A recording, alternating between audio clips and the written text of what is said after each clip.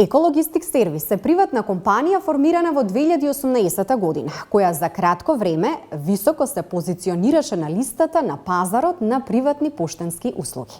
Вечерва во Трелинг, господинот Игор Гешовски, главен извршен директор на Екологистик сервис.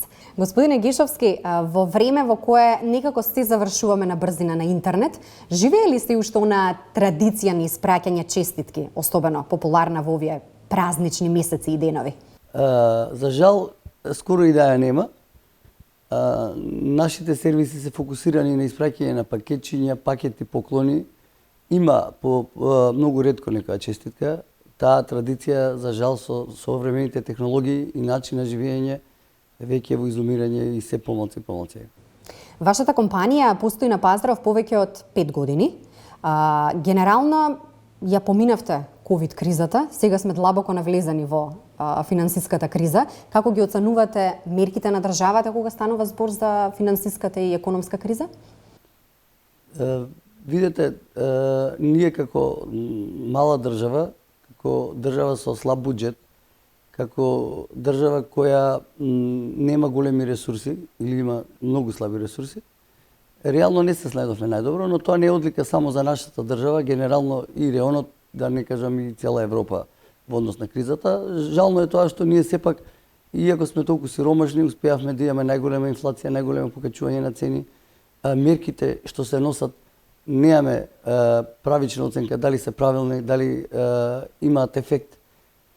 Во крајниот случај ќе се осети сериозно врз населението и тие што се најпогодени од ова. И тоа не треба да го дозволиме како општество. Мора да направиме систем на други вредности за да можеме да одговориме на оваа криза што не е пријатна за никого. Какви се предвидувањата за 2023 година во однос на инфлацијата и цените? Тоа стампедо на инфлација генерално многу тешко ќе се справат и по-силните економии од нас. Ние сме извозно, односно увозно зависна држава. Генерално за жал и од храна увезуваме голем дел од работите од надвор, што не треба си го дозволиме, имаме барем потенцијал за тој дел. Енергетиката си го направи своето влијание дополнително и нормално државата колку што има простора, нема голем простор, треба да носи соодветни мерки и треба да има една правична оценка во смисла дека има компании или сектори кои прават пари, тие треба да бидат пооптеретени во моментот за да помогнат сега на населението, на фирмите, на државата, полнејќи го буџетот. И тоа ќе биде една сатисфакција, едно облажување. Нас се случува чудни работи, например, се уште го одобрува државата финансирањето во станови, што е сосема погрешна политика. Денеска гледате секој што има пари затвора во станови, а тоа е непродуктивна работа. На крај ќе почнеме да се издаваме сами на себе станови, бидејќи продукцијата е огромна, цените растат нереално, ама тоа не носи развој во економска смисла. Ние станавме многу зависно увозна држава и тука мора да направиме на тој план да субвенционираме одредени гранки, да потикнеме, да дадеме можност на луѓето кои имаат храброст да влезат во одредени бизниси да го подобрат тоа. Деновива некако малку повеќе се афирмира темата борба против корупција. Сметате дека корупцијата како феномен е вградена во секој бизнис денеска во Македонија? Апсолутно да.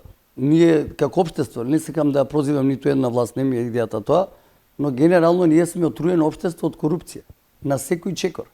И мене ме плаши моментот што никој не посегнува по правите чекори да се намали корупцијата. Пример, дигитализација, сите влади зборат. Никој не направи никаква дигитализација. Видите на еден до друг шалтер во државна институција, им вадите еден документ, му го предавате на другиот шалтер. Второ, со дигитализација ќе се намали можноста кој предмет го земал преку ред, кој отворил, кој го решил. Многу работи ќе се... Никој не работи на тоа. Се трошат огромни пари, сите институции плаќаат некои системи и софтвери, еден тотален хаос, едно тотално општество кое мислам дека залутало во правецот и тоа ќе ни треба одгромно време да го одлавиме.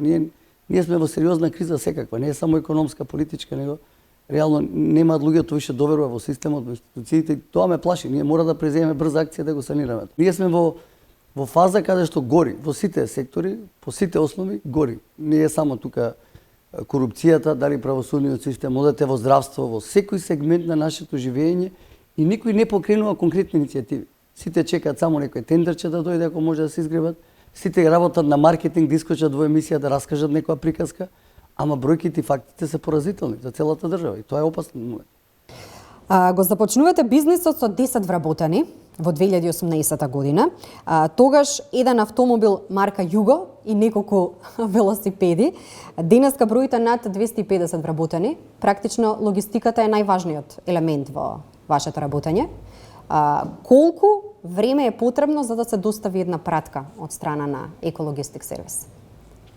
Многу тешко прашање да се одговори. Генерално ние ги работиме сите модни брендови, сите спортски брендови. Тоа не прави ексклузивни во однос на останатите компании во регионот. Значи ние конкуренцијата сме успеале да ја споиме. Се трудиме да бидеме што е можно подобри. Јас знам дека патот што сме тргнале да го одиме уште многу имаме да одиме. Но генерално што не разликува од другите, не само кај нас тука и во регионот, ние имаме интегрирано повеќе сервиси. Ние можеме во Скопје за 1 сат да доставиме пратка. Тоа се брзи пратки. Другите сервиси или големите служби не може да го испочитуваат тоа. Можеме пратка во Македонија во исти ден да доставиме, што ја прави многу атрактивна услугата за луѓе кои имаат бизнис, потреба од делови, од сервиси и било каква друга примена, палекови и така натаму. А што вели вашата корпоративна статистика, кој повеќе испраќа, мажите или жените? Па видете, јас мислам дека жените повеќе купуваат, ова е мое мислење, а мажите повеќе испраќаат и тоа е добро да биде така. На почетокот на оваа година во едно интервју велите си зададовме за цел оваа година да се обидеме да направиме квалитетен сервис за регионално да можеме да одговориме на потребите на граѓаните и компаниите. Деновиве го промовиравте и проектот Балкан Експрес Деливери. Ние како македонци во регионот немаме проблем за пенетрирање на ниеден пазар. За разлика од другите држави има сегде некои недојасноти, судири и така натаму. Зборам за пазар мислам за Косово, Албанија, Србија, Хрватска, Босна, Црна Гора. И ние како македонска компанија можеме многу лесно да се позиционираме и да не представуваме опасно за никој, а во суштина да го направиме модулот за размена. Ние сме во една ситуација каде што пратките или добрата од други дестинации далечни како што Америка и Кина побрзо доаѓаат него да порачате нешто од Босна, Црна Гора, Србија, Македонија. И тоа е поразително за сите нас, тоа го зборев и на e-commerce конференцијата, а тоа зависи од самите нас. Колку побрзо се разбудиме, толку ќе дадеме подобар придонес за развој на економијата, особено за малите и средни предпријатија и индивидуалните произведувачи кои ги има многу кај нас, ќе им овозможиме поголем пазар, поголема можност за заработка и тоа е важно во овие услови. Кога споменавме конференцијата, каква е состојбата во моментов со онлайн купувањето? Онлайн купувањето е во нагорна линија кај нас. Генерално се вратија нормите пред ковидот, тоа се негде од прилика од 35 до 40% пораз годишен. Уште една работа видовме на пазарот, дека нема квалитетна услуга на правење на вебсајтот. Тоа го добивме нашите клиенти, каде што немаат комплетен сервис. Значи, нашите луѓе не нашите по широката средина кај што живееме не е обучена или нема едукација за работа преку вебсајт продавници, претежно преку фејсбуци и така натаму. Господине Гишевски, имате чувство дека државата придонесува на каков било начин во напредување на онлайн продажбата? Многу интересни теми отварате. Видете, државата спие во овој дел, ама тотално спие. Ние имаме од меѓународни институции, банки, потикнување на e-commerce продажбата. Значи, ви даваат 70% гратис да направите вебсайт. Кај нас во државата буквално кузна, ја и не знам што стимулира. Искрено да ви кажам, зашто во моментот светот ова е многу важно што ќе ви го кажам како процес. Ние сме тие пионери што продавниците им ги носиме на луѓето. За разлика од стариот модел кај што луѓето одеа по продавници, губеа многу време, немаа добра представа за цените, за квалитетите, за можностите. Ова сега време е сосема поинакво и сега државата, пример, мора подхитно да либерализира можност, пример, ние како компанија да даваме гаранција за продуктите, односно да може да ги чуваме парите што треба, што ги уплатиле купувачите, не да ладве колку е потребно према законите за потрошувачите. Ако има рекламација да може да им гарантираме целосно враќање, нормално под одредени услови да биде комплетно спакувана целосна пратката и така натаму, за да може овој бизнис да се унапреди. Друга работа ќе ли се случи, што за жал секоја се случува, ќе дојдат странски компании, ќе ни го земат пазарот, ќе ни го направат тоа што го викаме Balkan Express Delivery, они ќе спроведат регионална поддршка за размена на пратки и ние само ќе бидеме неми посматрачи, односно ќе им плаќаме за тоа што они ќе ни го прават. И тоа е перцепција. Дали сте спремни да направите нешто сами или тоа го сметам јас како домашна задача. Тоа е наша задача која треба да си ја завршиме. На страна се во ова што го споминавме досега, месецов добивте награда за маж со посебен придонес во општеството. Може да се биде джентлмен во Македонија? Секако дека може. Джентлмен нема дефиниција дека каде и под кои услови.